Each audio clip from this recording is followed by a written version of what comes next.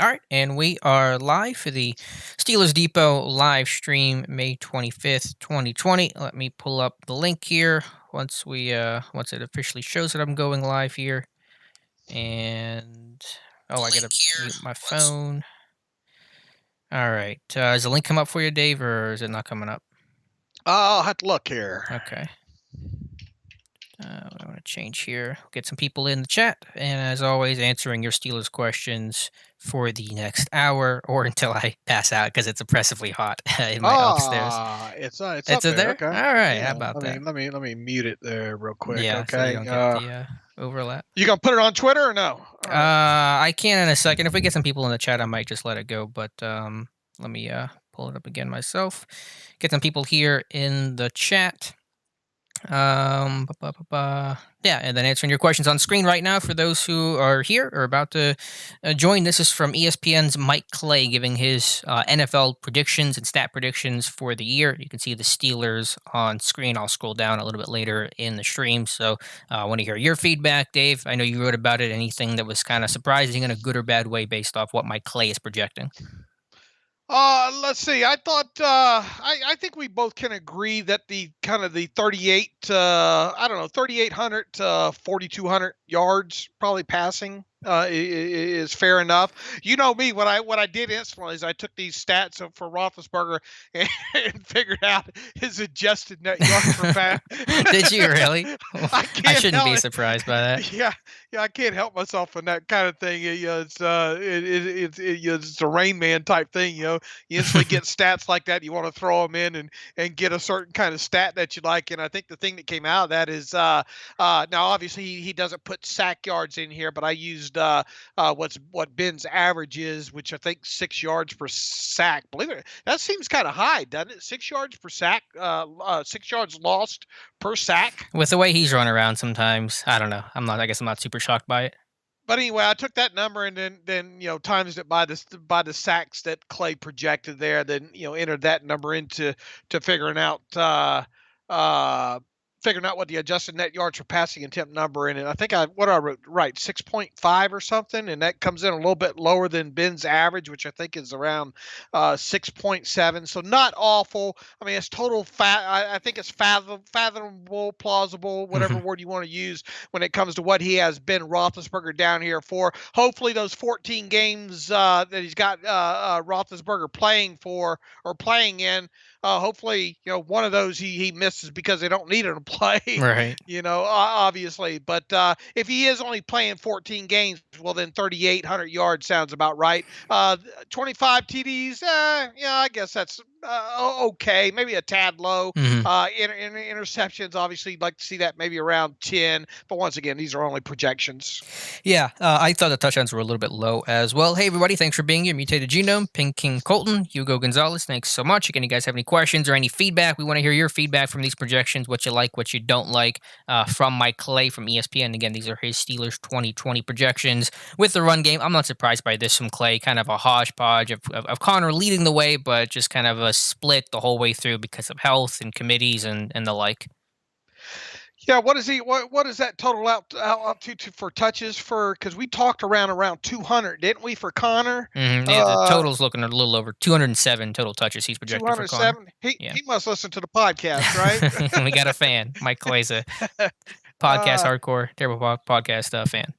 But Mike Tomlin talking about featured runner and yada yada, and he's got I obviously kind of I guess a projection that he misses 3 games. So overall I don't think they're too far off. McFarland, what did we say with McFarland in touches? Around 100 if he's lucky.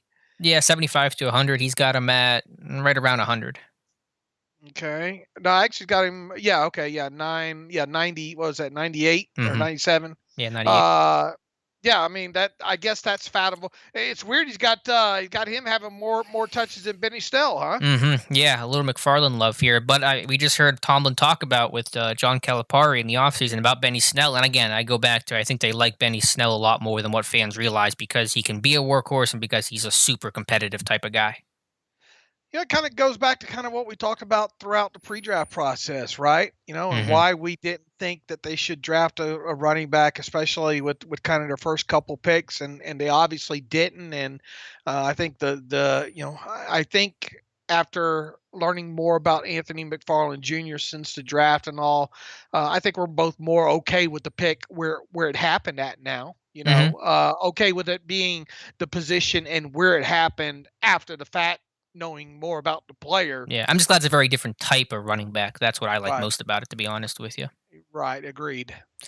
Go through, yeah, rest of the running back situation, same rules. Derek Watt, couple of receptions. Kareth White, 8 carries. Again, thanks everybody being here in the chat for this Memorial Day. Hope you guys had a good one. Feel free to ask any questions about these numbers, about anything else Steelers related in the chat. We'll be happy to respond to it. To go on Tell, to the tell us what's on your menu today. What'd you eat today? Let us know in the chat what you ate today. had a cookout at my mom's house. I had some burgers and hot dogs and that good old American food. And I hope you guys were able to have the same. You had what, tacos? What do you like on your tacos? Anything in particular? Nothing, man. Nothing. I am meat and potatoes guy. I am meat and cheese, All and right, that is it. fair Yeah. enough. All right, with the receivers here, he's got Juju. Would you call that? I guess you would call that a bounce back year if those projections were to hold true. 100 or 80 receptions, 1,027 yards, and 7 touchdowns. The yards feel a little light, but I could take the receptions and the touchdowns. It feels a little light across the board there, right? I Mm-hmm. mean, Yeah, his 2018 season was over 100 receptions, and what was his receiving yards, like 12 14, was it I think it was 1400? 12 or 14. Yeah, something like that. A lot more than the projection here. Seven TDs obviously, is okay as long as some of those some other TDs go other places there, but that does feel a little bit light. That doesn't feel. I tell you what, if that's Juju's numbers, that's not going to get him the franchise tag, I don't Mm-hmm. think. Yeah, and how about Deontay's numbers? Those are barely better than what he did last year with Mason and Duck. That's where I think Clay came in really low on. I think he's a little bullish on Chase Claypool here. I think he's a little off on Deontay. Mm-hmm. There. I mean, he's basically having Claypool catching all pretty close to what four receptions short of what James Washington has there. So yeah, across the board there with his receivers, that feels a little bit light. I guess. So I guess he has. Look, if he has Roethlisberger and Rudolph combining for 4,252 Mm-hmm. yards, he's only got the receivers catching what? 2,769. The numbers do add up. I did check his math, so Clay did a good job making everything align. Okay, so he's got the receivers. Okay, I mean, I guess he's got that lining up there and made sure the math Because you got the tight ends too. math You got to is add in right. the tight ends. That's true. Yeah. Yeah. So the numbers do align, and I guess because he has the passing numbers a little bit low, then that reflects on the receivers. I just feel like those numbers just, unless they're going to be super run heavy, Washington with only 35 receptions, yeah, maybe a little high on Claypool. Andrew says he had brisket, 18 hours smoke. I'm coming over to your Ooh, house, Andrew. good deal. And Good deal. Hugo says going to the tight ends, only 4 touchdowns for Ebron. Yeah, I mean, he's got 15 games. So if Ebron plays 15 games, I'm hoping to get more than 4 touchdowns out of him, and especially 2 more. Only 2 from Vance seems also pretty low. I could see their tight ends. I don't know what 7 to 12 in total. I guess. Yeah. But if you do that, then Touchdowns. Ben Stone more than 25. I mean, Right, and so we agreed right out of the chute that that's you know low. that feels a little low. So I Yeah. mean, 20. Yeah, I would use maybe a ceiling even at 28 touchdowns maybe for Ben. Hopefully. Yeah, if these numbers are true, the Steelers' red zone offense probably didn't perform the way they wanted or it needed to. So, I mean, these numbers aren't terrible. Obviously, this is a tough project, arbitrary. I think Clay did a really good job overall offensively with these numbers. And poor Ryan Switzer, no receptions.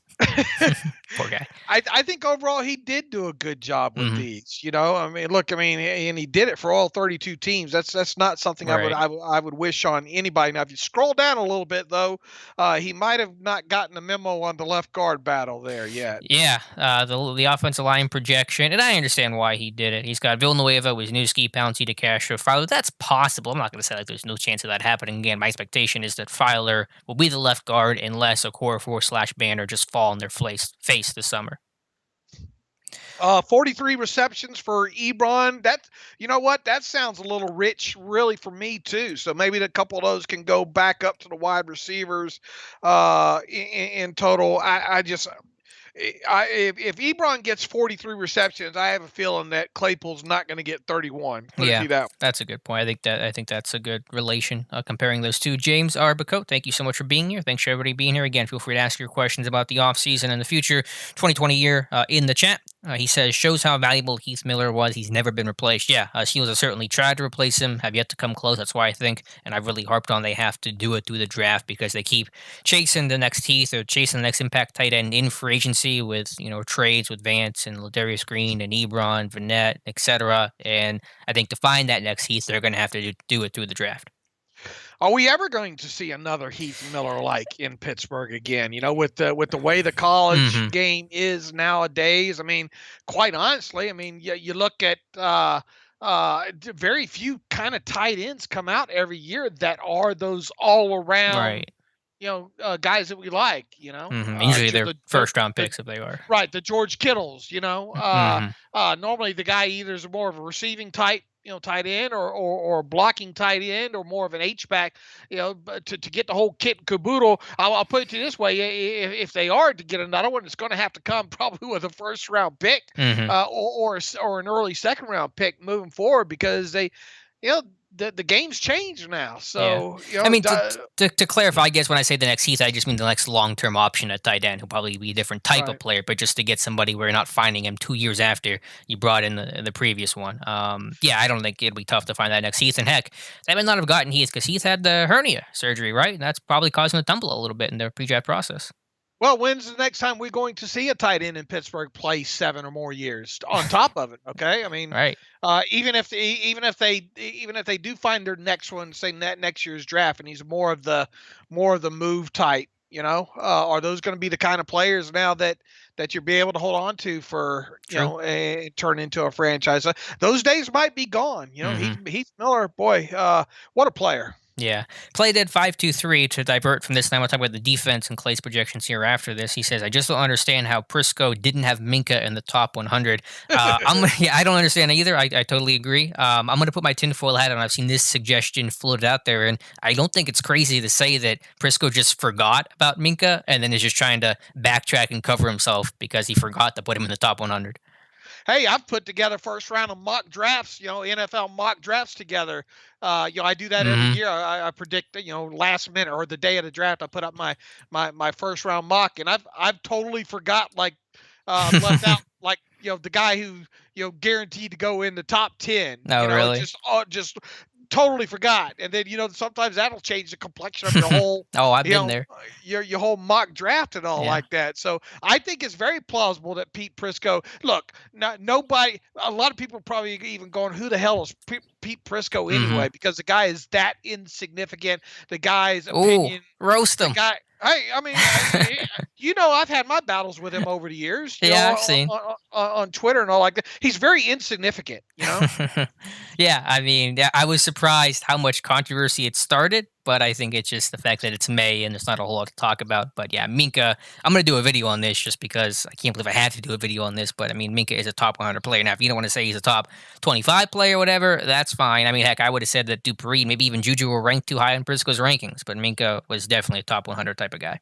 He backs it up saying he asked NFL personnel or whatever, I'd and love to meet those personnel. yeah, Fire those personnel, who, if any of yeah. those are great. I don't know if they exist. And he looked at 3 games. He tried to take the Chargers game as a reason why, saying Minka didn't do anything in that game. If you remember, that he made a brilliant adjustment in that game. After first earlier in the game, the Chargers beat them in that box coverage, Hmm.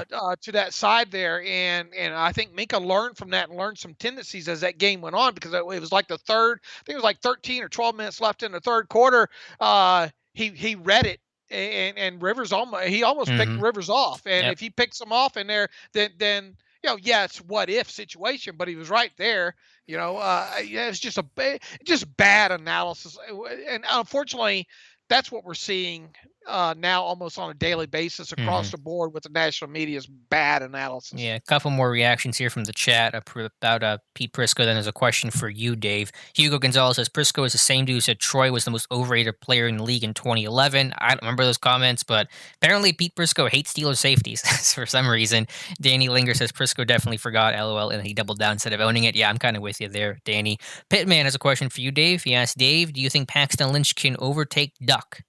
I do, and the only thing I'm basing it on is just kind of really, I mean, it's really a tinfoil basis at this time, from the sheer fact that Kevin Colbert sure has seemingly gone out of his way to make sure Mm-hmm. to include Paxton Lynch in some of these conversations, And on top of it, I mean, let's face it, Devlin Hodges, great story and all like that, but he got worse as the season went on. Now Mason did too. Mm-hmm. Mason definitely had his problems there, but I think we started to see.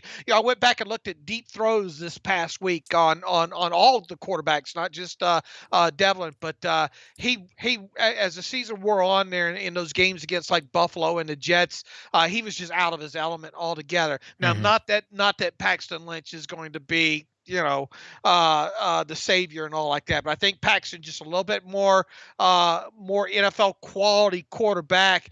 Look, we're talking about the third string guy here Mm-hmm. anyway. So here's the hoping that we don't even need to get into that situation. But theoretically, Alex, I mean, I think we could see Paxton Lynch be that be that Charlie Batch, Bruce Gradkowski for the next couple 3 years, possibly, if he's willing to play for the minimum. Yeah, I think he's got a good chance to take that number 3 spot. I think it just comes down to simply, make the best man win in training camp, and whoever performs better is going to get the spot. So I think Ducks got, or I think both have a chance, but I think Paxton certainly has the opportunity. Vegas TJG, thank you so much for the super chat. I really appreciate it. That is far too kind from you. He says all pro, but not top 100. Yeah, that's from Pete Prisco. And Minka's comments, yeah, how can you have an all-pro player as voted on by the media and by the community, and then not have that guy in the top 100? That to me is just absurd. Does he live in Vegas? I don't know. It's a good question. Yeah, Vegas. If you're comfortable answering, do you live in Vegas? If so, hang out with Dave. Dave's out in that area. uh, I think it's hotter in PA today than Vegas. What's the temp in Vegas It's today? actually it's warmed up today. I mean, it's pretty warm. I think it was 96 or so. Nah, It was you supposed to got us get up to beat. 100 today. I think. I don't know if it's going to reach there, but this morning it was great. It was Mm, a little bit of breeze blowing, but sun out. dry Sun heat out though, here and right? all. Is it Hmm. dry heat? That's what they Oh say. yeah, most definitely. Look, I mean the weather's great here. Look, we're in that 100 days of summer right now, so Hmm. it's just starting up. So it's fixing to get hot Yeah, here. 88 degrees here, and it is not a dry heat. Unfortunately, Vega says since '77, he's from New Ken, and that's near me. So he's lives near you, and he used to live near me. So there you go. All right, let's see. James R. Bacote asks, why is Switzer still in the roster? Does he have compromising picks of the Roonies? Listen, you'll get no big argument from me about Switzer, but I think the guy gets a little too much hate from the just being a back end of the roster type receiver. I think he's become the whipping boy a little too much, and I know that's probably going to anger some fans, me even saying that. I mean, you know what side of that I'm on the more I don't want to say hate side. I just don't think he belongs on a 53-man roster. Hmm. So call that whatever you will. I don't think he offers anything to the team outside of having some reliable hands as a punt returner there. Uh, I mean, can he make this 53-man roster? Obviously, yeah. Hmm.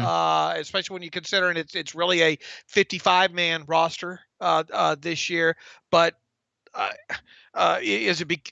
I would hope Ben doesn't have that much say. I hope Switzer earns that position. I'm sure he either will or he won't. But I mean, Hmm. I could definitely see a scenario where he makes the 53-man roster, and I mean it's going to be hard for me to swallow if he does. Yeah, again, I'm not saying the guy should or shouldn't be on there. Obviously, the talent, the ceiling is really limited. I've talked about all the issues in Switcher's games before, but the bottom line, he's like a number 5 receiver, punt returner. He's not, the starting quarterback or Jonathan Scott type levels where this guy's hurting the team in any sort of major way. So I try not to lose a whole lot of sleep over it. Plus, I mean, not that I make these my thoughts based on the character, but he's a good dude. I don't think he deserves some of the hate that he gets just because it's not his fault of how the team uses him or doesn't use him or whatever. James Arbacode also says Deontay is going to be a star. I agree. I'm really excited for Johnson. I mean, in year 2 with Ben, year under his belt, especially underclassmen last year, there were so many things working in his favor where he could really have an impressive 2020. And that's why I think Mike Clay's projections of these numbers are simply just a little too low. Boy, he barely played. Think back now. He progressed last year, and obviously led all rookies with receptions, rookie receivers and receptions last year. He barely saw any playing time with Ben. So Caught 7 passes from him in preseason camp and regular season, if I'm remembering my stats correctly. wow. That's it. And I mean, he was on the field very little with them in those first 6 quarters Right. of football that Ben played as well too. So the guy really should be expected to take a big jump up. Just a short area. His ability to get off the line, the separation he gets in short areas. There, he was even good down the field. I did that study on the deep passing last year, and what did he have? Four deep passing touchdowns, and I think three of those. Let's see, one came against San Francisco, one came against Cincinnati early in the season, and I know he had the late one late in the season against the Jets, and it seems like I'm missing one in there as well. So him and he did a good job of getting down the field and winning that way too, which is always good to see out of your ex receiver. Absolutely. I think PFF had a little montage of his, ability to make guys miss in open space. Today, I did a highlight video for him late last week. So yeah, I think sky's the limit for Deontay Johnson. Osler Caldis, hopefully I say that right. I apologize if I don't. Do you think Chase will to block on running plays and the tackle on special teams gave him the edge over guys like Denzel Mims? Did he simply seem more like a Steelers player? Now, I will say Mims was an excellent blocker. Mims took a lot of pride in that. He didn't offer the special teams value Claypool did. Yeah, I think that part of the special teams value was attractive, knowing you could play him right away in a year where receivers just tough to make the jump to, and then of course B in the offseason element like this. I get that thought that Claypool just kind of felt like a Pittsburgh Steeler. I don't know the exact reasons why they would have taken him over Mims, but I think you're in the right direction with that comment. And size too. Boy, that Mm-hmm. guy's a king of the sideline, back shoulder.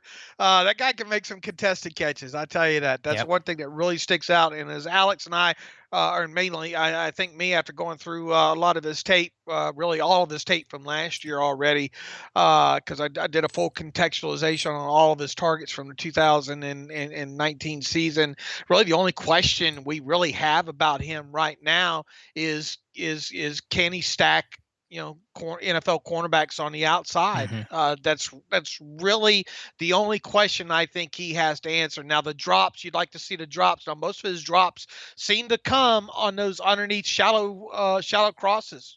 For some reason, he's taking his. I think he's taking his eye off the football, trying to turn upfield a little bit too quickly. I'm not so worried about that because I think that's more fixable. But really, the drops that he had on kind of shorter passes and his ability to stack corners on the outside and get separation there are really the only questions I have on him right now. I still wonder about, similar to the stacking issue, just can he separate on underneath routes against man coverage? I still think there's a question. Their zone coverage, obviously, he'll do well against. He can box out in some concepts underneath, but can he consistently separate and create space underneath or dig routes and stuff like that? Is still going to be, I think, a question for me.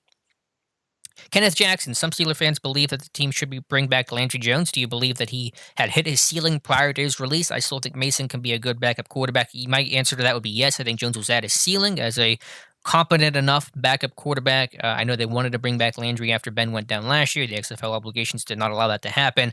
I don't think he's in the picture this year because they want to see what they have in Rudolph. And of course, those guys have experience now. They're battle tested to mixed degrees of success, but still have played. So I think that they're rolling with the quarterbacks they have right now. Yeah, that ship now has officially sailed on Landry. Now I know there was a report that look, I mean, if the XFL would have let him out of that deal, I have a feeling that he probably would have been back in Pittsburgh last year after Ben went down. But that was officially it on that, I think. Play dead 523. That's a good question. Did Steven Nelson surprise with this play? I think he did, just for how consistent he was. I thought he could have some really good moments in Pittsburgh last year. I was surprised just how game to game consistent the guy was. I will say that as well too. Even though I remember writing a scouting report up on him on the site many moons ago, and really liking his physicality, and he really played at Oregon State like a Steelers cornerback, and, Mhm. and it wasn't surprising. I think that he came in for a pre-draft visit that year and all, and it really wasn't surprising that after the fact that they brought him in and signed him free agency. But even so, with the way he was I think the highest targeted cornerback in the NFL his final Mhm. season there in Kansas City, Yep. and then obviously didn't have a great I don't think kind of playoffs that year as well. So I thought for him to come in and learn the defense as quickly as he did, and not only that, stand up to a lot of the challenges that come along with that. I thought he did really well, and that's a good sign with him moving into his second season with the team. It is. Yeah, I just saw that last year at Kansas City as a feast or famine type players. Made a lot of good plays, but certainly got picked on a good bit as well. And I mean, they just didn't want to throw to him at times this year. And he was just a very consistent, steady type of guy. And I will remind people, remember the first like 2 days of training camp, not even in pads yet. Nelson didn't have the greatest day. Juju got him for one long play, I think in one-on-ones. Everyone's complaining about Nelson. No, it was a bad signing. And then look at what happened. So just a reminder for when camp and the preseason begins, let's take the beginnings, with a grain of salt, especially for new guys to the system. Hmm. Ken Nedmeyer, I'll start with you, David, and let you answer first here. Will Deontay play any more special teams this year, or is that all Kerrith White now? I think there's a chance that he will play. I mean, look, they're gonna figure it out with Switzer and all. Mhm. Who's going to be their punt returner? Do I want to see him back there a ton now? No, but I think we will see him some. Yeah, I think if he's not your punt returner, then it's Switzer because White is a kick returner, not a punt returner. And unless someone else gets in that mix, I think it's going to be a Deontay Johnson. I mean, I understand the concerns about playing it, but they had AB on punt returns for several years, and I think they can do it again with Deontay because he is the better option than Switzer now. War 83. How soon do you guys think we'll notice Matt Canada's influence on the offense? Hopefully right away. If Eaton's a good coach and is able to listen to his whole coaching staff and take what they're saying and compile it all together, I would expect to see that influence immediately. That's my. Especially with some of the pre snap motions and Mhm. shifts and things along those lines. Yeah, I mean we should start to see some fingerprints of this, right out of the chute. I think. Yeah, I mean, you have a whole off season. He's been on staff. You're talking. You're working with him. I know you're not doing some of the organized stuff you would be normally right now. And of course, with Ben back, the restrictions are off. I mean, the training wheels are off this offense. You can kind of run your offense like you need to. Last year, there were, I'm sure, limitations based on in-season injuries and the quarterback roulette and everything else that was going on. And Dave, I tweeted earlier today. It is so important for this team to hire a quarterback coach. I was reading Bill Walsh's book, Finding the Winning Edge, and he talked about the importance of having a dedicated quarterback coach to take some of the pressure off the offensive coordinator and obviously to give a different voice in that room too with these young quarterbacks. So I think that was just such a monumental hire, not just specifically Canada, but just the fact they filled that role. I think to me that was really important. That's the book that you got to go back and reread every two Hmm. to three Yeah, I'm years. taking I notes think. right now because and then you let me give me the copy of it, so I appreciate that. But it's excellent. Yeah, that's boy finding that now is like you pay like 150 150. They alone if they put that thing republish that thing, that thing would probably go up on Amazon as a top seller, Hmm. at least initially there. But what a great book that What is. year You was learn that you written? learn. Was that in the 90s? Like, because it references Bill Oh, Cowher and their success. I think it's like a mid late 90s book. I didn't check the date on it. yeah, I forget the date it was Yeah, published first, but but very it good. obviously went out of circulation. Hmm. Rob Coe, I went back and looked at Mason Rudolph's tape and found his ball placement to be horrible. Do you think the Steelers just do the Steelers just think they can fix that or what? Sorry, Rob, it's a million degrees in my house. Yeah, I think it's fixable. I think there's some technique stuff, there's some pocket presence stuff. I mean, I think that it's not going to be as bad as it was at times last year. At least it can be better than what it was. There were a few drops. Let's not forget that there was a lot of drops too. Johnny Holton, Mm. uh, Could not complete a pass. Poor Johnny Holden. it makes you wonder how the complexion of that game against Cleveland would have Yeah. How changed. about Eh, Seattle? How about the Seattle game? Right, right, Deontay with that drop. right. And I think didn't wasn't there one that one early game, was it the game against which one was it The that the ball went Colts? through Juju's Colts. hand? Was that the Colts game? That was the Colts game. That was another look. He no doubt he had his issues there I think he was pressing a lot. I Hmm. really thought he was pressing. He looked a lot more relaxed in that game. Go back and watch that game against the Jets. Who was that asked that question or had that statement? Rob. Rob. Go back and watch that Jets game. Hmm. Yeah, it You know, did. unfortunately, he didn't have a lot of too many snaps there, but it would have been interesting to see him finish that game and then play the game against Baltimore. Hmm. You know, It would have been. James R. Bacote, do you think the Steelers should take a page from the Patriots and release players a year earlier, 2021, rather than late, 2022? Vince Williams and Hayden. That could clear cap room for Watt. Well, I think regardless they're going to be able to sign Watt, they're going to be able to make that work no matter what happens to the rest of the roster. Understand the point. I'm not super worried about that right now. Obviously, these guys are going to be here for 2020. They're going to be important, integral, pieces to the defense, especially Hayden. So cross that bridge in the offseason. I understand the point. There'll be a lot of questions about cap space, assuming it's not going to go up the way that it has gone up. Hopefully, it doesn't get reduced too much, but just questions I can't answer for you right now, James.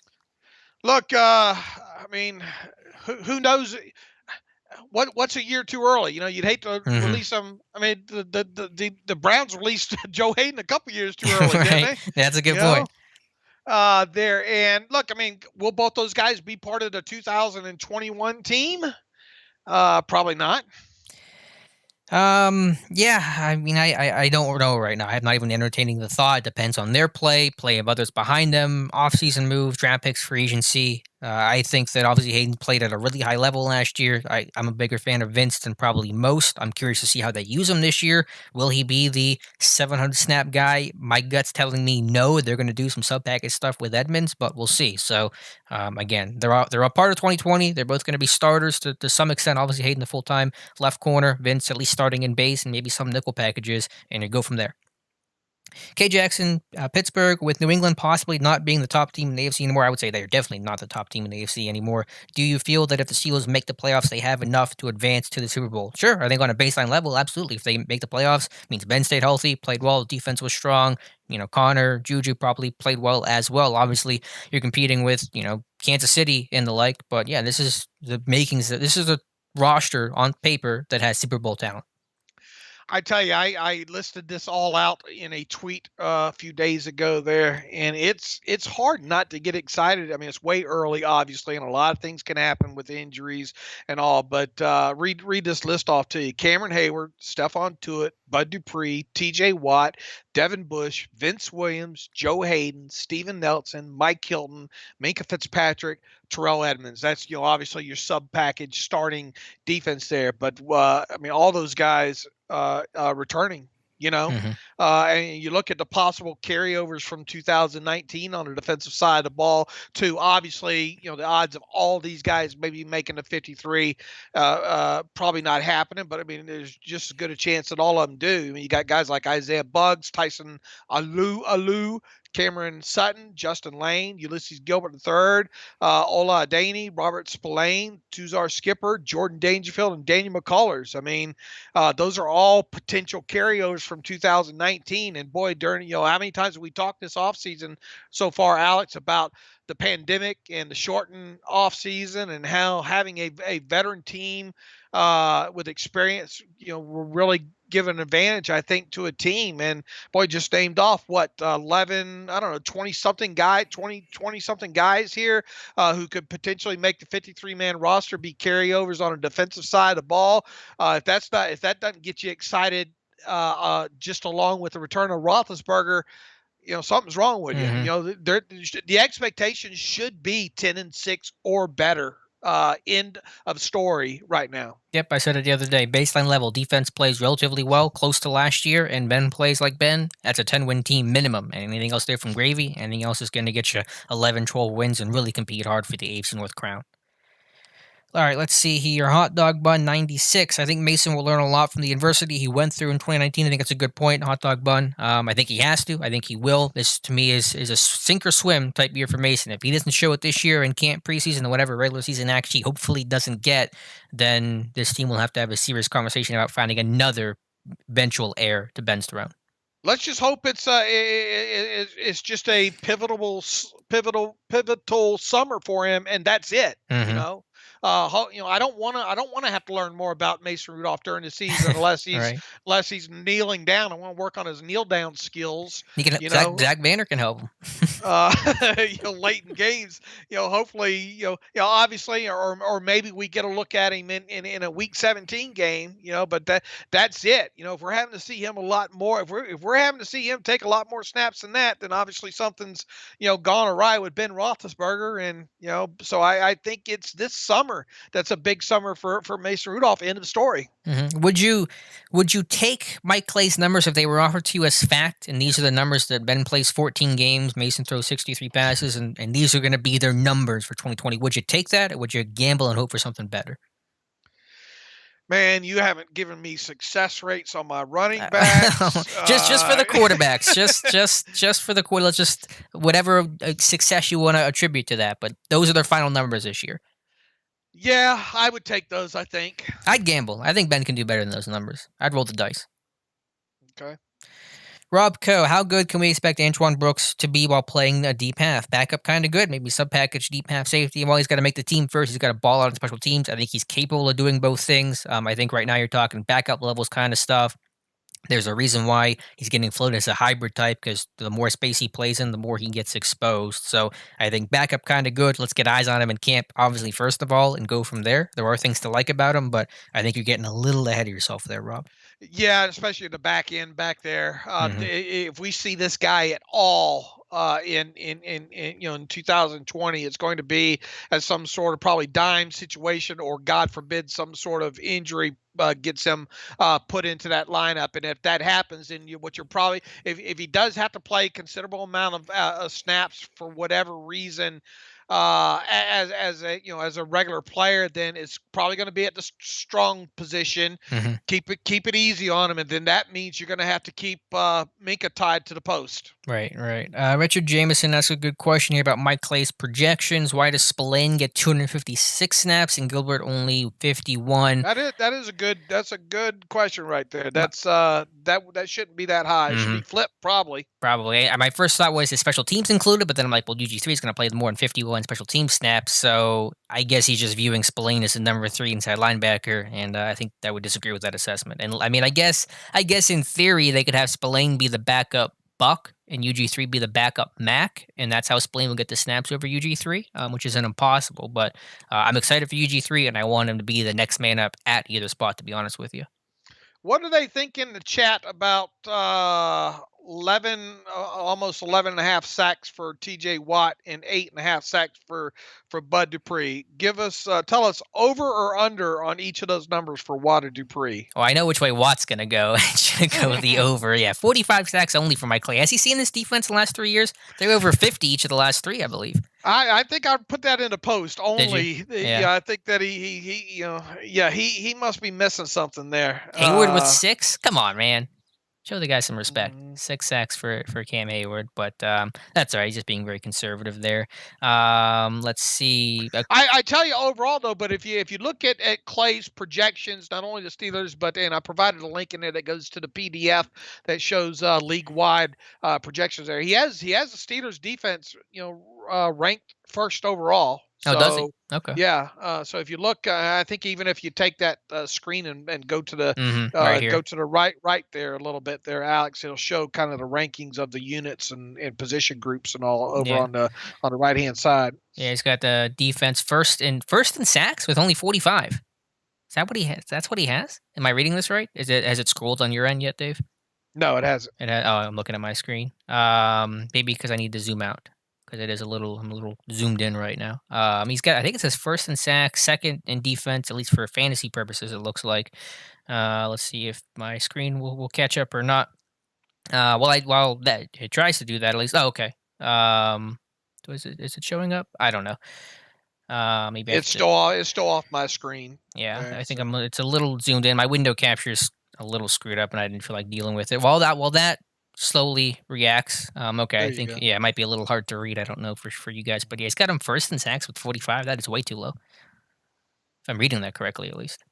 Anyway, Michael Flagg asks, speaking of UG3, will UG3 make the 53-man roster? I really love this kid's upside. I'm with you, Michael. I think he will for sure, unless that back ends up being problematic. But I was really excited by his play last year. And I mean, the dude was playing through a fractured vertebrae, and the dude played that well. And now he's rehabbed, recovered, and I'm excited for him in 2020.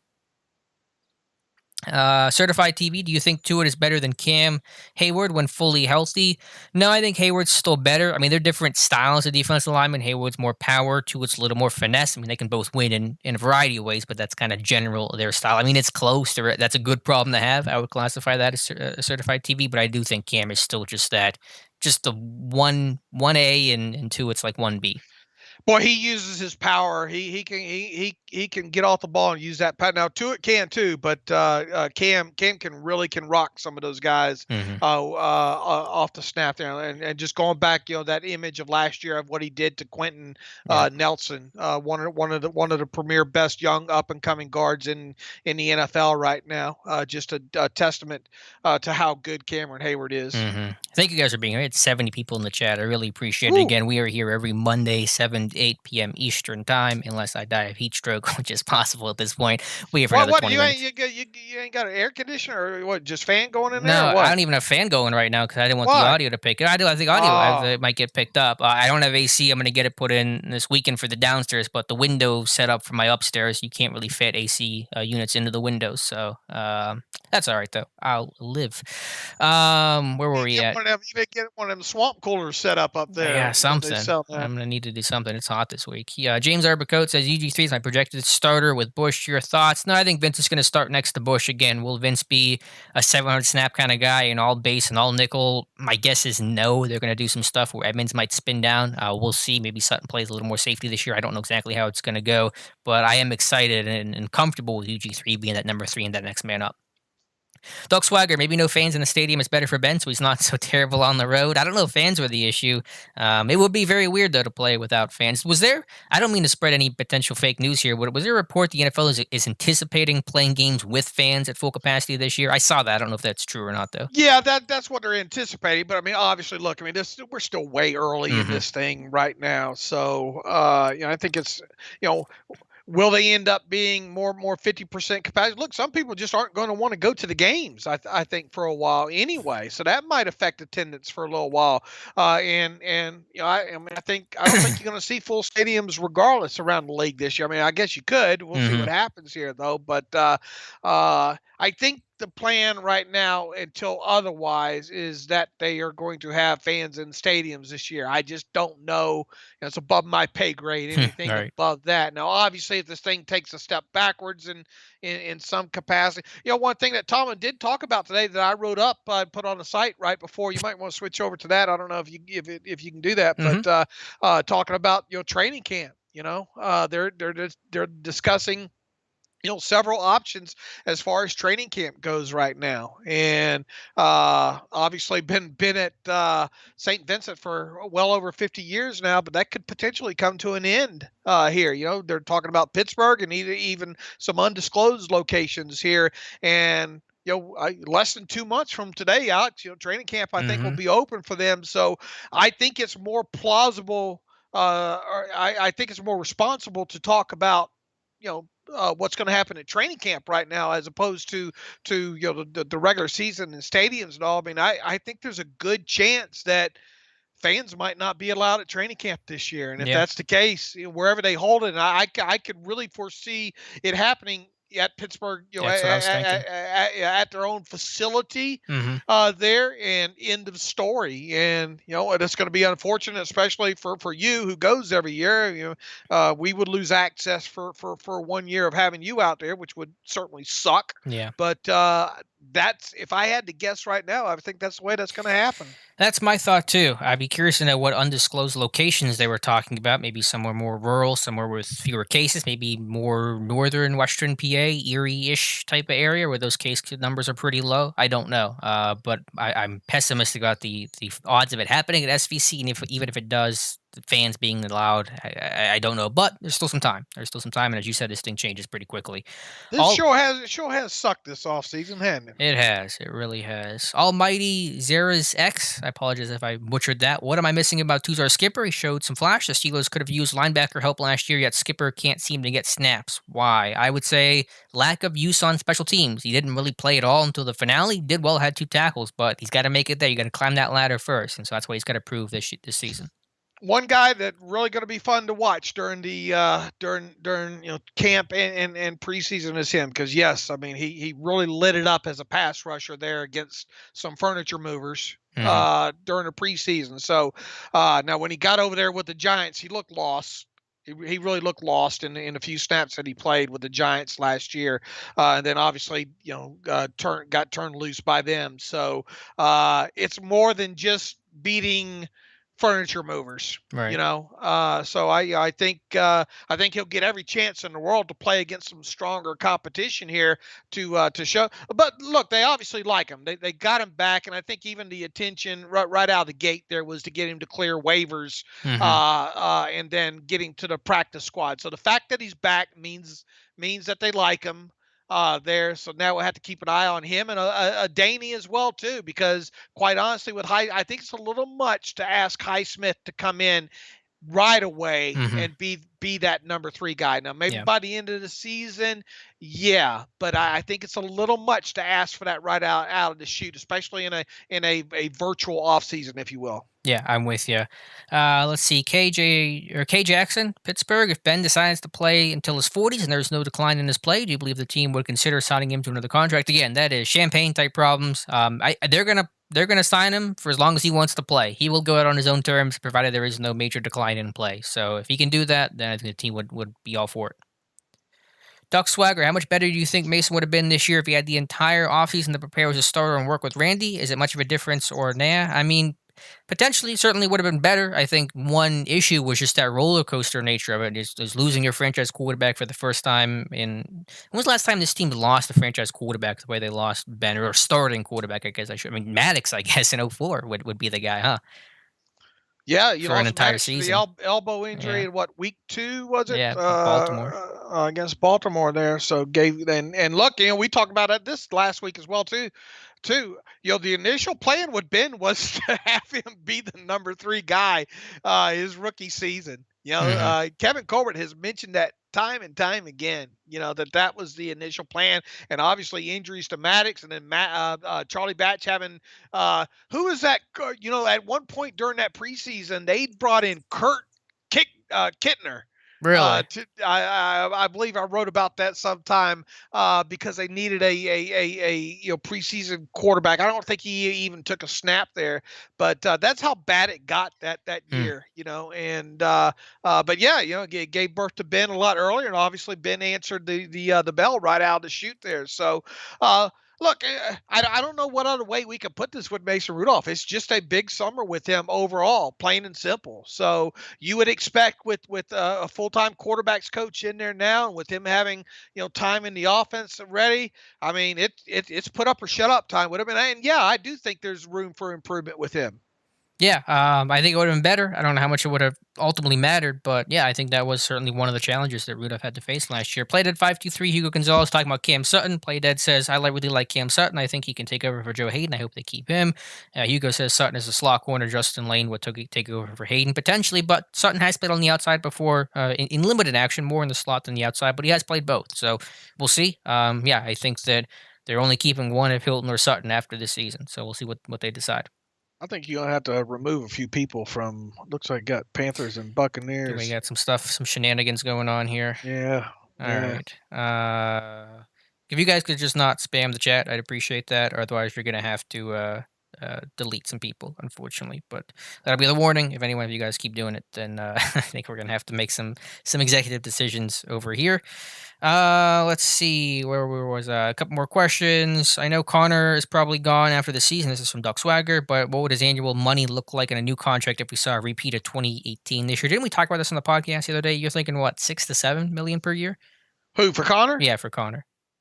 If he has over 200 and what if he has a 50 touches, if he has a season similar to what he had in 2018, I think his floor would be 6 or 7 million probably. Okay. And what do you think his ceiling's at if that's his floor?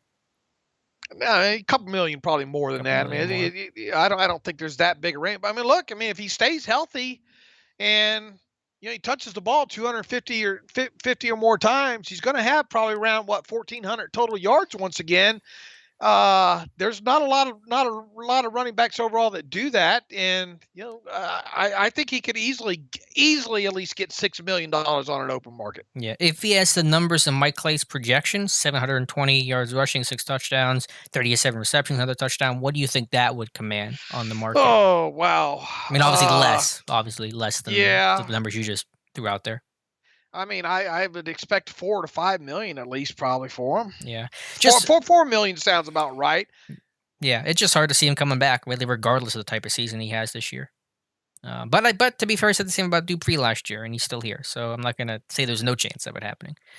Let's see. Aaron Young, love Joe Hayden, but should be legit trade bait for picks because of Sutton. I'm not going to trade Joe Hayden. I want to keep this defense intact like it is, as long as possible.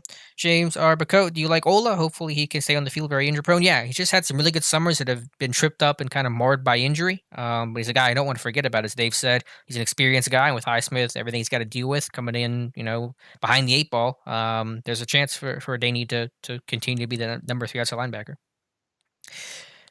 Hugo responding to Mike Clay's comments. Came Hayward with 6 and TJ with 11 F sacks is laughable. Yeah, I think the over for both of those guys. Almighty, and you corrected me here. Let me scroll down. You have it somewhere on here, my dude. Xerxes. So I want to make sure I say that right before I get to your question. He asks, with the loss of Hargrave, will opposing teams exploit the Steelers' first line of defense up the middle, allowing running backs to bulldoze Bush? I mean, Dave, you've done some of the numbers on Daniel McCullers' run success rates and all that. What do you think? Well, it's going to be interesting to see who mans that role in the middle, right? I mean, it's one of the key things that we've talked about all offseason here. So, who is going to be that guy in the middle, and are we going to see another 300 snaps that way? You want to get teams too where they're not able to. A good defense is a good offense too. So if you get teams down, they're not going to be able to run on you. Right. On top of it, I think the biggest test, and it's quite obvious, is going to be in games against like Baltimore, with Ingram and now KJ Dotson over there and all, and just their nature of kind of the way they bludgeon people with the run there. That's the biggest concern, I think, going up against a power running team. I mean, quite obviously, how many times do you see teams now kind of run that way that often up the middle? Well, guess who you're going to see week 1? Saquon Barkley. I mean, you're going to see one of the best backs in football off the top and a very run-oriented rushing attack. So you're going to find out right away, I think. Sure. I mean, but I'm more concerned about him out on the edges, really, to be honest with you, than I am between the guards. Yeah, well, I think he can win anyway. I just think he's a really talented back, and I don't know if it's going to be McCullers or how do we say it? How do I say it, Dave? Alu? No, Alu. Am I saying that right now? We got yelled at the other day for that. Is it Alu, right? Or am I saying it? Alu, yeah. Yeah, okay, because I was saying Alu, and it's supposed to be Alu. I'll work on it. There's no guarantee. Yeah. Glock Lesnar, Steven Nelson is the best cornerback on the Steelers. Do you agree, Alex? I think he's right up there with Hayden. I think there's a wrong answer between him or Joe Hayden, to be honest with you. So, Dave, you play tiebreaker for me. I'll say rush and pass defense go hand in hand. That's how I answer that question. All right, so you're gonna punt on it too. All right, fair enough. I mean, look, they're both good, but I mean, let's be honest here. Those guys are made even better because of the way that pass rush is. So, I agree. I think that's a byproduct of it. I mean, if you give me a choice of which one I'm taking, I'm going to take Hayden. Yeah, yeah, and from a leadership standpoint too, he's definitely the leader in that secondary. Scott for Dora, excuse me. What's your thoughts on Alex Highsmith? I initially feel really good about him. Yeah, I like Highsmith. I think his pass rush IQ and his just knowledge and ability to read a tackle set is really impressive for a guy at his stage in his career. And the impact he had, basically being a 1-year actual pass rusher last year, is impressive. So I'm excited for him. just all the stuff that goes along with that. Got to get stronger. Got to learn.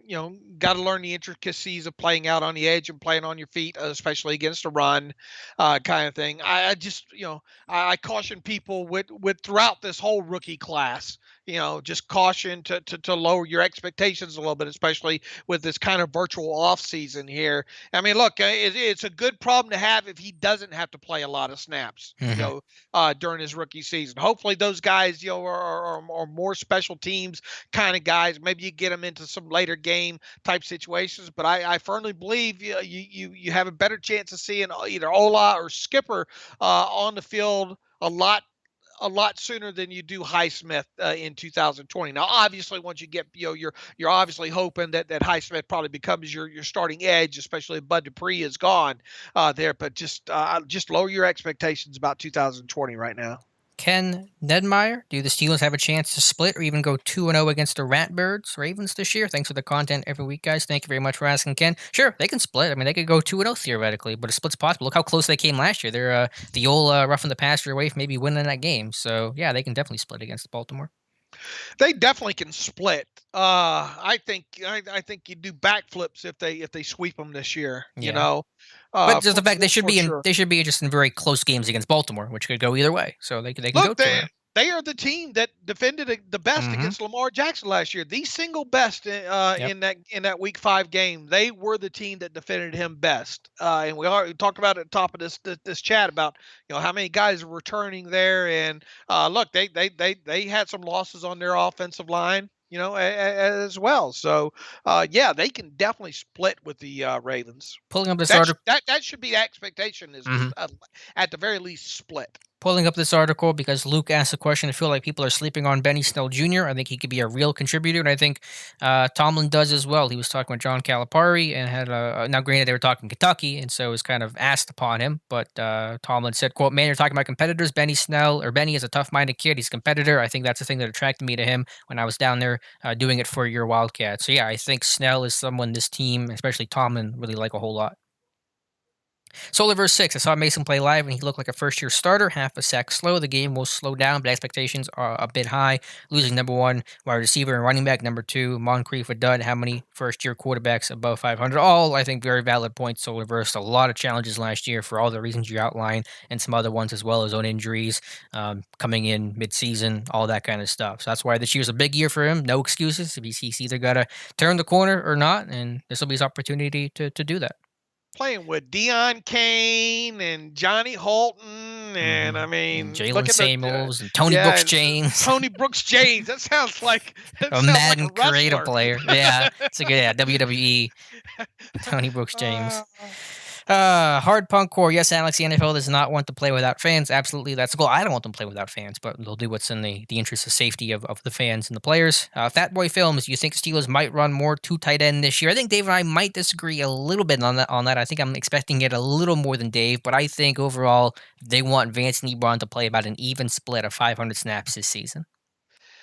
I'm having a hard time envisioning them doing it a lot with Vance and Ebron both. We'll see. I just having a hard time envisioning it. Kevin Ball 16, we've seen running back transformations in the second year routinely. Do you think Snell will have the similar jump? I haven't seen what Snell looks like. Haven't heard any articles about him losing weight. It is common, as you said, with Bell and Connor and Samuels and all those guys have dropped weight into year two. I think Snell would be wise to do the same, even if it was just 5 or 10 pounds. So I'm hopeful for it, but I have not heard what Snell's second year approach is like. Michael Luther, how big of a deal could Minka get, and when is his rookie deal up? He's got a 5th-year option. When is that, Dave? 2022? No, that's is that next year? Wait. He's going entering into his his third year, right? Yeah. So it's ahead of his. It would be next year would be the decision on Minka's Right. 5th-year option. It kicks in for 2022 would be the 5th-year option year. Okay. Correct. In terms of a deal, I mean, a lot. I don't know what the number is. I don't know if you thought about it, Dave, but it'd be a whole lot of money. We're too far away from. I Yeah. mean that such a deal would likely, if he gets one, would happen these summer after his 5th year option goes into effect. So in other words, as he enters into his which would be what 2022, right? Yeah. Right. That's when we should expect the earliest for a fifth for a new contract for Minka. Ryan Lassen, thank you so much for the super chat. Really appreciate it. He says he tuned in late. Well, I'm glad you're here, my dude. A merger order of these sacks. Again, talking about Mike Clay's projections here. Look light to me. TJ Watt with only 11 sacks, only if he gets hurt. Heaven forbid. Yeah, I think it's light across the board. Hayward with 6, even Tuitt with 6, playing the snaps that he is. Bud, I guess, could be more realistic at 8.5. Watt at 11. Even someone like Devin Bush, I think, can have more than a sack and a half. So 45 sacks overall just feels light from where this team's been at, because their floor lately has been about 50 sacks minimum. All right, let me scroll up here. A couple more questions. We'll go through all the questions remaining. I know we'll go a little over, but that's okay. I want to talk to you guys. Thank you so Well, much we'll for being here. give him some bonus time today, Alex. Yeah, we will. Memorial Day. Why not? DJ Deal 601. If Ben stays healthy, what do you predict our record will be? Again, minimum 10 wins, assuming the Steelers defense plays similar to last year, which was every expectation they should. And I think the sky's the limit from there. And Dave, you're going 10-6? The expectation should be at least 10 wins. Yeah. I mean, barring a lot of injuries right now from where I sit. And look, I mean, 10-6 is my annual prediction anyway, but the expectation should be 10 wins, plain and simple. Duck Swagger, I'm not going to answer this question, but if Dave, you want to take it, you can. Alex and Dave, who is the ugliest Steelers player? That's going to get us in some trouble. I don't know. They're behind helmets. I'm not too worried about it. Oh, Lord. You don't have to answer that. We can punt there. Certified TV to it, or Hayward fully healthy. Again, very close. I'm going to give the edge to Hayward, though, still.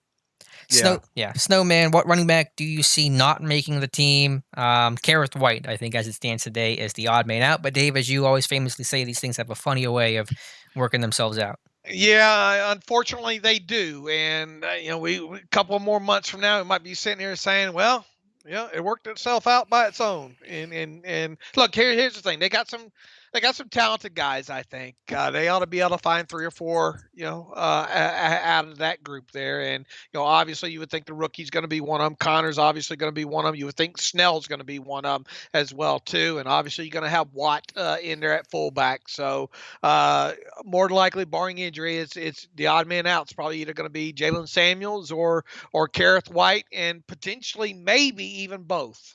Right. Almighty Zerky's X. I was very skeptical of the Watt and Dupree position switch. I was dead wrong. Who was the genius who made that decision? Please tell me it wasn't Keith Butler. I'm not sure who spearheaded that. I imagine a little bit of everybody, maybe starting with Tomlin, maybe Butler. But I think, well, that's what certainly didn't hurt, and I think to some degree helped. I just think Watt ascending into his own and Dupree staying healthy were the bigger reasons of why they had success, as opposed to flipping linebacker spots.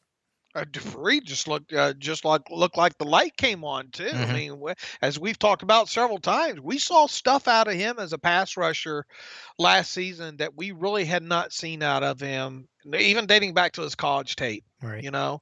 Speed to power, everything. I mean, he looked like a completely different pass rusher last year. And obviously it helps when you're having when you have somebody on the other side that's drawing a lot of attention to, and obviously having Cameron Hayward play most of the snaps next to you also helps in there. But I mean, just we saw counters and pass rush stuff out of Dupree that we just hadn't seen before. So that's encouraging, because normally 3-4 years into a career, you don't see that much of a development like that. Aaron Young asks, Alex, how would you rank the starting running backs AFC North? That is tough, because there are a lot of good ones. I would say Chubb number 1, Connor, and I always put the label if he's healthy, but I'll go Connor number 2, Mixon, and then we'll assume that Ingram is your starting running back, though Baltimore has the best overall rushing attack. Would your list be the same, Dave, or would you switch somebody? What, the running backs? Yeah, of Chubb, Connor, Mixon, Mark Ingram. Oh, wow. Chubb probably first. Okay. Who would Mixon or Connor? Or Ingram? I think it's just a wash across the board from here on out. Be honest with you. I think Lamar Jackson could be number 1 in terms of the running back. There you go. Not that he is a running back. I don't mean, don't yell at me for that. He's a very good quarterback, but you get my point. Steelers Nation 420. Here we go, Steelers. Here we go. Here we go. Indeed, my dude. Thank you so much for being here. Ken Nedmeyer, 3 interception first Lamar first game last year. Yeah. They, as Dave said, they played Lamar better than any other defense, and they were doing stuff in that finale in Week 17 that they didn't even get to do against Lamar Jackson. They're doing this mesh charge to attack the quarterback, so that'll be adding new wrinkles to attack that running game. I think the Steelers are equipped to do it. Robco, what do you think of a possible Deontay Thompson trade with the Cardinals? Free safety with some talent and history with Minka Fitzpatrick. Haven't really looked into it too much. He's the Boise State kid I like coming out a lot a few years ago, right? Am I right on that one? That sounds right. So I'll have a list of safeties. I think you mentioned Marcus May, which seemed like it made a whole lot of sense, but I'll worry about that more of an August type of article and thought process. They'll have to be cheap. They'll have to be under 30. They'll have to be able to have some special teams value to them. Mm-hmm. Rob says and nope from they'll Alabama. probably have to be better suited to play the post too. Yeah. Rob says he's from Alabama. Okay, was this the guy last year that had some of the injury concerns? Trying to think of which guy that is. I remember him. He was last year's class, wasn't he? I forget. He might have the name a little spelled wrong, which is why it's not registering. Oh, Darian Thompson. Darian Thompson. Okay. Darian Thompson's the one out of Boise, right? I guess Rob's talking about the kid from Bama, which I remember. I think was last year's guy. Bama. Yeah, okay. I had it wrong. About the Boise, I was about the Boise State. Yeah, I was, but Rob says it's the guy from Alabama, the 2019 fifth-round pick. Yeah, I think he had some injury issues. I haven't watched him. The Steelers generally, though, when they do that stuff, they look for guys with a little higher pedigree in terms of draft stock. So I'm not saying that it can't happen, but just something to consider.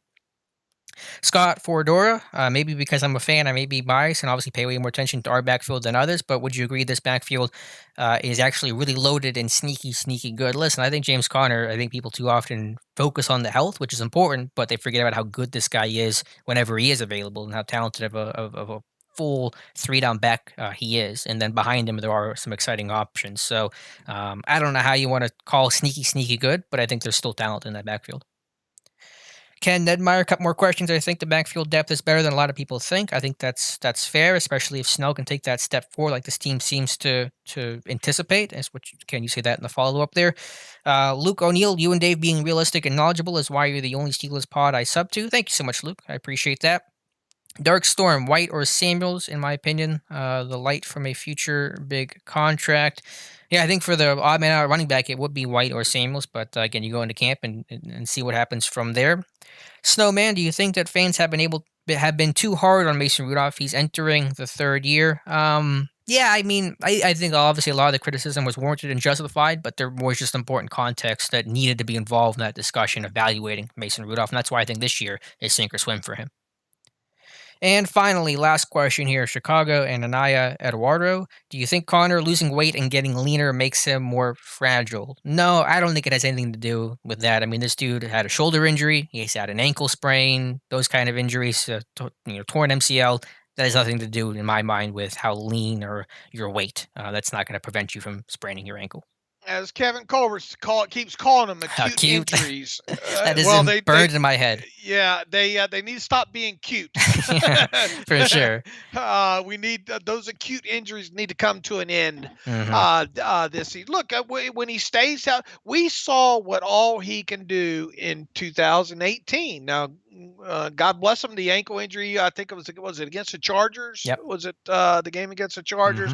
Obviously, there comes a time though where the bad luck, you can't keep making excuses for the bad luck or the acute injuries there. So, look, I mean, he can pass protect, he can catch the ball out of the backfield. He's not uber shifty, but he's got a little bit of shiftiness to him. He can make people miss in the open field. He can lower that shoulder a little bit and still run with some power as well too. Do I think he's a 300 touch guy even still? No, I think he's a guy that needs to be complimented this year. But if he can do what he needs to do and stay healthy in the 200 to 300 touches he'll get, he should be fine this year. But make no mistake, you talk about Mason Rudolph and a big summer for him. It's a big 2020 season for a guy like James Conner.